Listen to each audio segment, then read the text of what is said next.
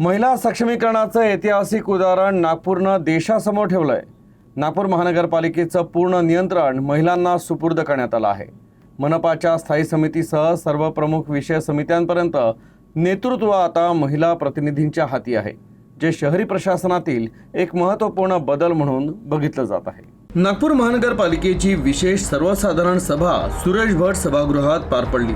या सभेत स्थायी समितीसह अर्थ, परिवहन, स्थापत्य, अग्निशमन, आरोग्य, विधी, शिक्षण, क्रीडा, महिला व बालकल्याण, जलप्रदाय आणि कर आकारणी अशा महत्त्वाच्या समित्यांची नेमणूक करण्यात आली। विशेष म्हणजे महानगरपालिकेच्या सत्ताकारणात सर्वोच्च पदापासून ते प्रमुख समित्यांपर्यंत सर्व जबाबदाऱ्या या महिलांकडे सोपवण्यात आल्या आहे।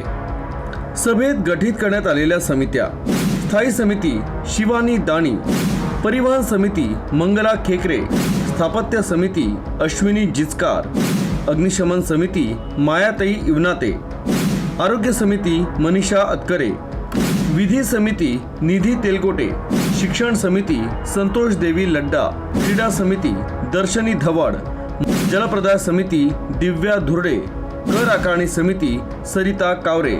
महिलांच्या या जबाबदार नियुक्त्यांमुळे नागपूर महानगरपालिका ही देशातील पहिली अशी महानगरपालिका ठरली आहे, जिथे महापौर, उपमहापौर ते बहुतांश प्रमुख समित्यांची धुरा या महिलांकडे आहे।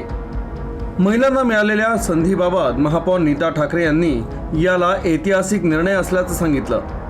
ही केवळ पदांची विभागणी नसून महिलांच्या नेतृत्व क्षमतेवर ठेवलेला विश्वास आहे। आम्ही सर्व महिला लोकप्रतिनिधी मिळून नागपूरच्या विकासाला नवी दिशा देण्यासाठी कटिबद्ध आहोत, अशी भावना त्यांनी व्यक्त केली। तो मैं समझती हूँ कि जो शहर के लिए जो सारे निर्णय करना है, हम विकास के लिए कार्य करेंगे, हम शहर आगे ले जाने के लिए कार्य करेंगे, लेकिन महिला जब कार्य करती है तो वो संवेदना के साथ कार्य करती है। आपको आगे आने वाले समय में ये दिखेगा कि नागपुर महानगर पालिका से सभी जो महिलाएं आज नेतृत्व के स्थान पर जो बैठी हैं, शहर आगे ले जाने के लिए अपनी जितनी जवाबदारी है और पक्ष ने, पार्टी ने जितना विश्वास उन पे डाला है, हम सब मिलकर वो विश्वास पूरा करेंगे सारा। दरम्यान सर्व समित्यांची जबाबदारी महिलांकडे सोपवण्याच्या निर्णयाचं काँग्रेसनं देखील स्वागत केलंय। विरोधी पक्षनेते संजय महाकाळकर यांनी सांगितलं की आम्ही महिला सक्षमीकरणाचे समर्थक आहोत आणि या निर्णयाचं स्वागत करतो, असं ते म्हणाले। नाही, काँग्रेसची भूमिका सुद्धा महिलांच्या फेवरेबल आहे आणि महिलांना जर कुठे चांगलं पद मिळत आहे तर त्याबद्दल त्यांचं स्वागतच आहे।